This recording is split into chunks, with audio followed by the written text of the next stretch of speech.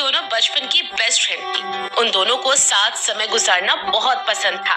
पहले उन्होंने स्कूल साथ किया और फिर कॉलेज भी साथ में किया और अब कॉलेज का लास्ट दिन। आरती, हमारी दोस्ती क्या यहीं तक थी?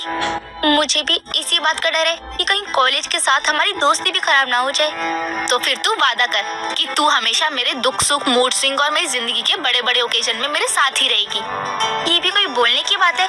Love you partner. Love you 2, 3, 4, 5, 6, 7, 8 and infinity.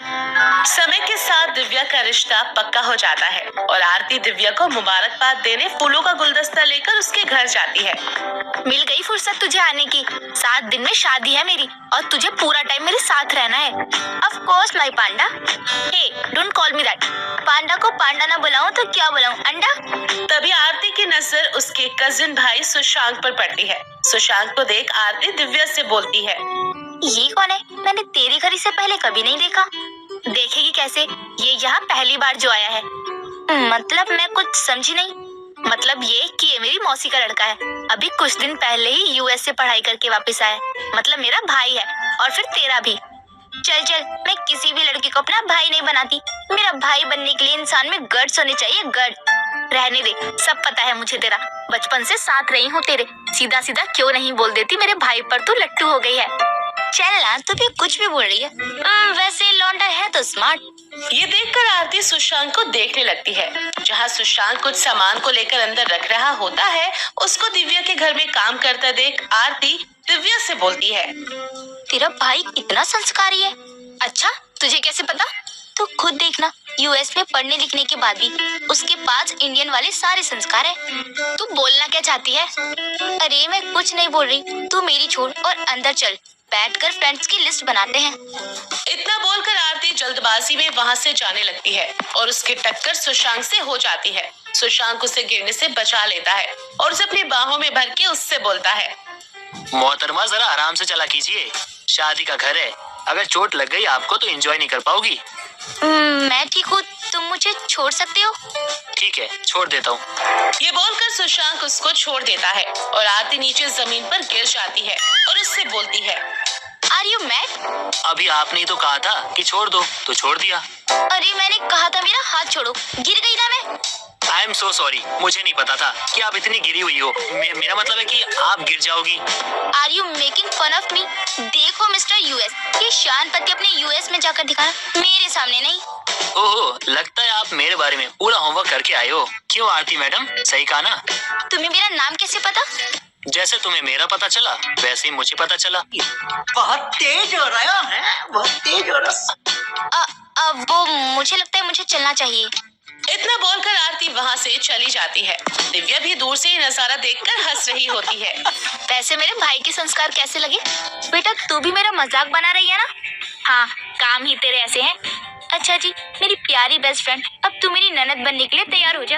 अब तू देखना कैसे मैं तेरे भाई को अपनी छोटी सी उंगली पड़ना चाहूंगी।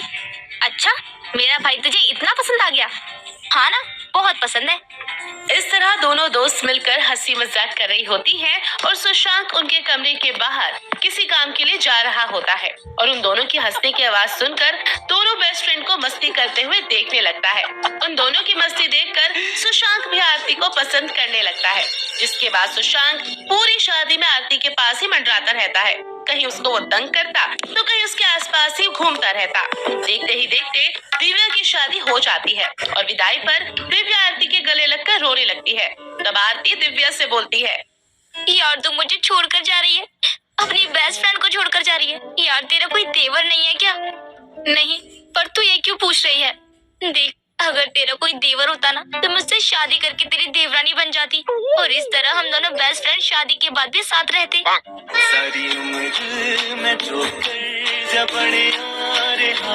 एटलीस्ट इस ओकेजन पे तो मजाक मत कर, मुझे तेरी बहुत याद आएगी। तू अपना ध्यान रखियो। तो मुझे रुला मत, वरना मेरा मेकअप खराब हो जाएगा। अगर वैसे भी तो विदेश नहीं जा रही है, यही 10 किलोमीटर की तरफ ब्याह हुआ है, मिलते रहेंगे यार। उन दोनों का ये ड्रामा देखकर सुशांत को हंसी आ रही होती है। साथ ही अपनी बहन को विदा करने पर भी उसे रोना आ रहा होता है। पर ये सब सुनकर सुशांत की माँ सुमन को बहुत गुस्सा आता है और दिव्या के विदा होते ही जब आरती रूम में जाकर अपने घर जाने के लिए सामान पैक कर रही होती है, तभी सुमन आरती के रूम में जाकर उससे गुस्से में बोलती है। ए लड़की, मैं जब से आई हूँ मैं तुझे देख रही हूँ। पूरी शादी में किस तरह तू मेरे बेटे पे डोरे डाल रही है। अभी बाहर देखा मैंने और अपने कानों से सुना भी कि तू क्या बोल रही थी। अरे आंटी जी, आप गलत समझ रही हो। ये सब तो मैंने बस दिव्या को हंसाने के लिए कहा। जितनी तेरी उम्र नहीं उससे ज्यादा दुनिया देखी है मैंने और तू मुझे बेवकूफ बना रही है। पर आंटी। बहुत हुआ तेरा आंटी का गाना। अब जल्दी से सामान पैक कर और यहाँ से निकल। और याद रखना, और अब यहाँ आने की जरूरत नहीं, समझी? सुमन आरती को अकेले में भला बुरा सुना रही होती है और सुशांक ये सब कुछ सुन लेता है और वो कमरे में जाकर अपनी माँ से बोलता है। माँ, आप होती कौन हो आरती को इस घर में आने से रोकने वाली? और आपको किसने कह दिया कि आरती मुझ पे लाइन मारती है? सुशांक, अभी तो बच्चा है, तुझे यहाँ के तौर तरीके के बारे में नहीं पता। माँ, आपकी नजर में जरूर मैं एक बच्चा हूँ, लेकिन माँ मैं इतना भी नासमझ नहीं हूँ कि कुछ देख ना पाऊँ। माँ, किस तरह से आपने आरती की बेइज्जती की, बिना गलती के भी उसे कितना कुछ सुनाया। सुशांक प्लीज, मेरी वजह से माँ से बहस मत करो। वैसे भी मेरी दोस्त दिव्या थी, तब थी मैं यहाँ। अब मेरा यहाँ कोई काम नहीं है तो मैं यहाँ रुक कर क्या ही करूँगी। आंटी जी, मैं तो यहाँ से जा ही रही हूँ, पर मेरी वजह से आपको कुछ बुरा लगा हो ना तो अपनी बेटी समझकर माफ कर देना। इतना बोलकर आरती अपना बैग लेकर चली जाती है। उसके जाने के कुछ दिनों बाद दिव्या पगफेरी की रस्म के लिए घर पर आती है और घर आते ही वो आरती को फोन करके उससे बोलती है। तुझे पता था ना आज मैं घर आ रही हूँ, फिर तू मेरे आने से पहले यहाँ क्यों नहीं आई? अरे मैं आ ही रही थी, पर तभी मुझे याद आ गया और मैं नहीं आ पाई। मैं तुझसे वादा करती हूँ, मैं तुझसे तेरे ससुराल मिलने जरूर आऊंगी। इतना बोलकर आरती दिव्या का फोन रख देती है और सुशांक दिव्या को उदास देखकर उसको सब कुछ सच सच बता देता है और उससे बोलता है। मैं आरती से बहुत प्यार करता हूँ, पर माँ आरती को अपनाना नहीं चाहती। दिव्या, अब तू ही कुछ कर सकती है। मेरे जाते ही इतना सब कुछ हो गया और मुझे आरती ने कुछ बताया तक नहीं। तू मुझे ये बता, तू आरती को पसंद करता है ना?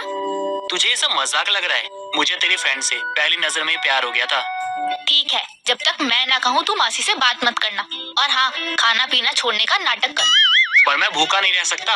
अरे बावली पूछ, अंग्रेज की औलाद 2 वक्त का खाना छोड़ नहीं सकता और मेरे सामने प्यार की बड़ी बड़ी बातें कर रहा है। जो कहा है वो कर, नहीं तो भूल जा आरती को। सुशांक दिव्या के कहने पर बिल्कुल ऐसा ही करता है और सुशांक की जिद के आगे सुमन को हार माननी पड़ती है। जिसके बाद दिव्या अपने भाई और अपनी मासी के साथ आरती के घर जाती है और उसके घर वालों से उन दोनों के रिश्ते की बात करके उनकी शादी का रिश्ता भी पक्का कर देती है। जिसके बाद दिव्या आरती को गले लगाकर उससे बोलती है। तू मुझसे मजाक किया करती थी ना कि तू अपनी बेस्ट फ्रेंड को अपनी ननद बनाएगी। देख, आज तेरी बेस्ट फ्रेंड बन गई ना तेरी ननद।